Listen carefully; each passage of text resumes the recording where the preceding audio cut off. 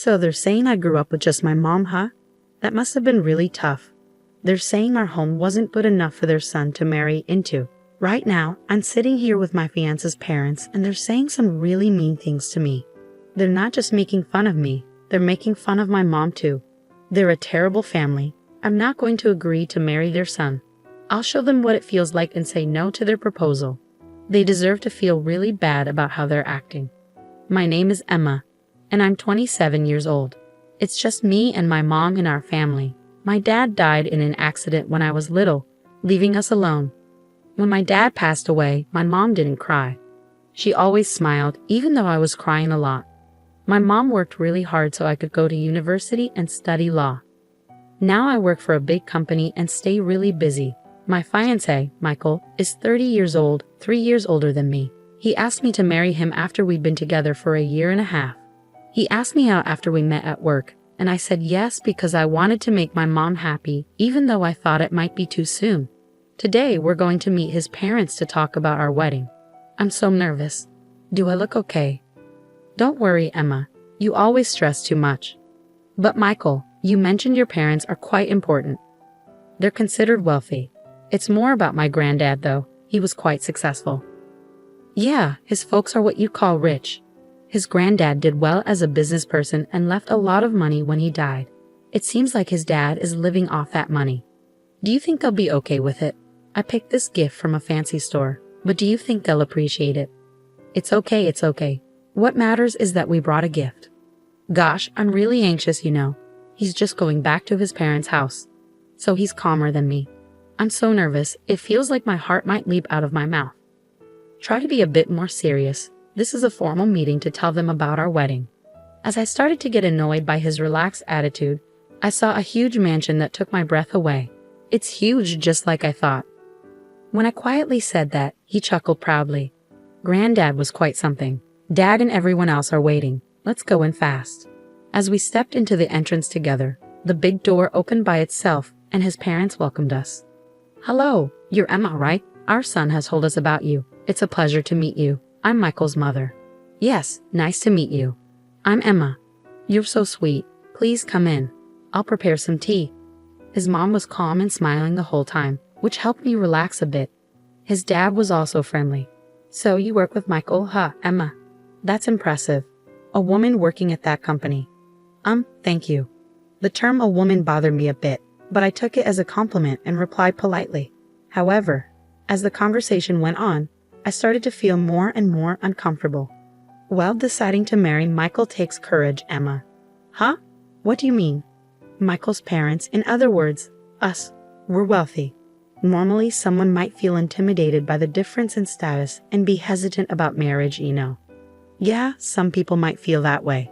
Michael's dad seemed to think they were quite special and didn't hesitate to talk about their status.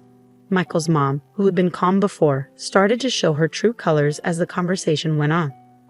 Well, my family wasn't really rich, but as you can see, and pardon me for saying this, I'm quite attractive.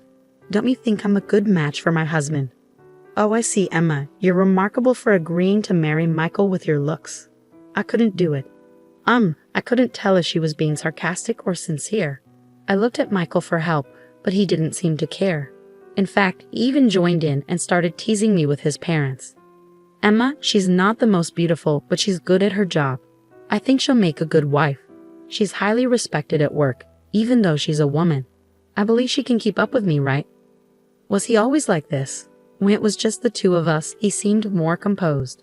Maybe he acts different around his parents. While I wondered about this, I managed to keep up a polite smile. Suddenly, Michael's dad asked him, "Oh, Michael, have you met her parents yet?" Of course, I've already handled that, so no need to worry. I assume Emma's parents are pretty ordinary. She doesn't have a dad, but her mom seems like any other mom. After Michael's response, his dad's eyebrows twitched. No dad, Emma. What's the story there? Taken aback by the sudden change in Michael's dad, I quickly explained. My dad died in an accident when I was little, so my mom raised me on her own. So you grew up in a single-parent household? Yeah, that's right. I still live with my mom. When I finished explaining, Michael's dad looked deeply thoughtful, and his mom seemed to get upset. They started whispering as if they were having a private conversation. Is everything okay?" I asked cautiously, confused by their reactions. At the same time, Michael's mom said something surprising. "This could be a problem." What do you mean?" "Michael, maybe you should think again about marrying her. Mom will find you a girl from a better background." "Wait, what are you saying?" Michael's mother gave me a cold stare. "A girl raised by a single mother isn't suitable for Michael, is she?" Right beside her, Michael's father quickly added, "Exactly, Michael. Despite her career success, coming from a single-parent household is a problem, isn't it? I've warned you many times to be cautious about who you marry, but you—" It felt like I was being judged like a faulty item. Hearing such words from my fiance's parents, whom I was meeting for the first time, was completely unexpected. I was left stunned in shock. Then my fiancé, Michael, said something that made me question if I heard correctly. "Oh, so she's not even close to meeting the standards.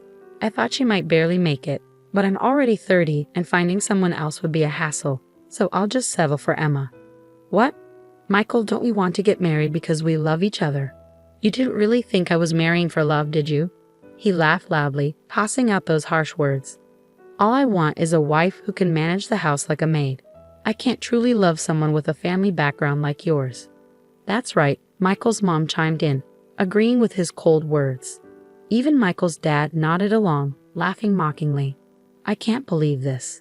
I thought he was the one who genuinely wanted to marry me out of love." I was completely speechless at this sudden turn of events. As I struggled to find words, Michael's parents continued their verbal assault.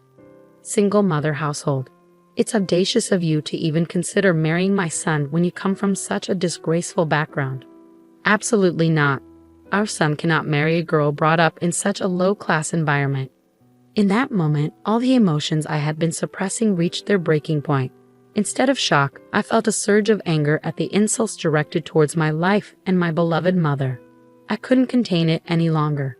Slowly, I raised my head and calmly addressed them. "Fine. Let's cancel the wedding, and I request that you leave immediately." Not only were Michael's parents shocked by my statement, but even he seemed taken aback. He asked me in confusion, "Emma, what are you suddenly saying? Are you asking me to leave? Don't you understand?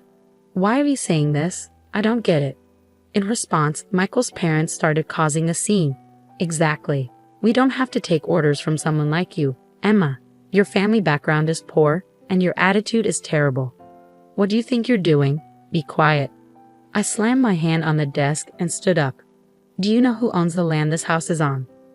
"What are you talking about? This land was inherited from my father." "From your father? Can you prove that this land is yours? Do you have any evidence?" When asked for proof, Michael's father started to panic. They seemed to have never checked, whispering to each other. "What's the problem?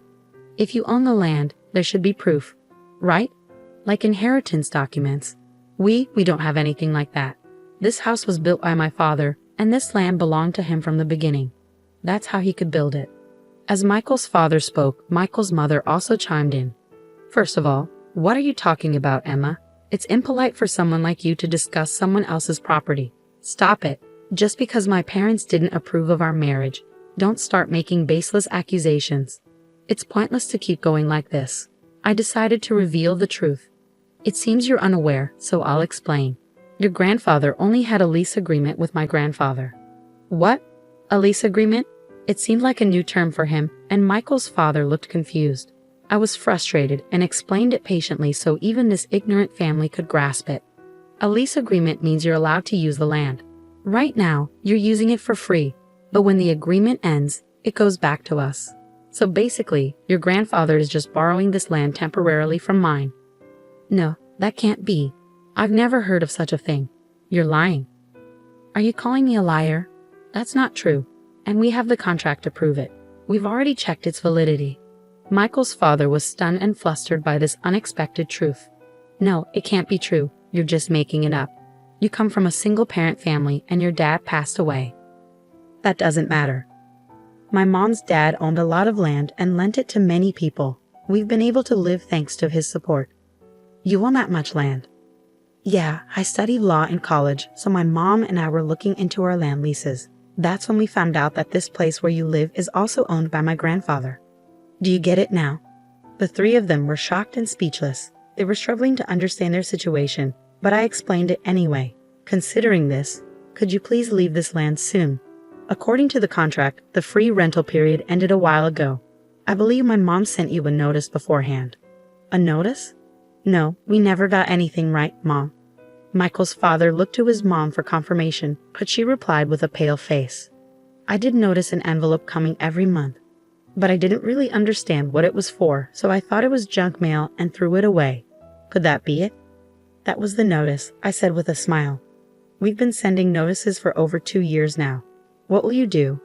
Pay 2 years' worth of land rent or leave? You need to decide. Wait, hold on. You can't just spring this on us out of nowhere. Out of nowhere? We've been asking you to do something for a while now.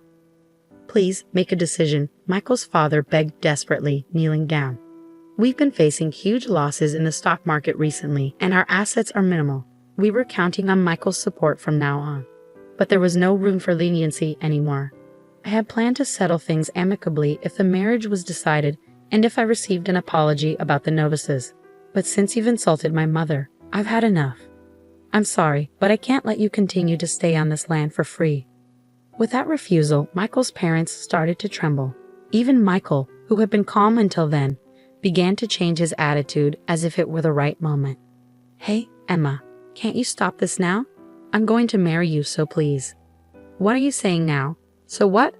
Let's just forget about this. If we get married, there won't be any issues with the land, right? Right? Is this guy for real? I can't imagine marrying someone so disrespectful. At this point, I don't need a man who insults his fiancé alongside his parents. I'm sorry, but I have to decline. I refuse to become part of a family with such a conceited man like you and your knave parents. At my words, he looked like he was on the verge of tears. Please forgive me.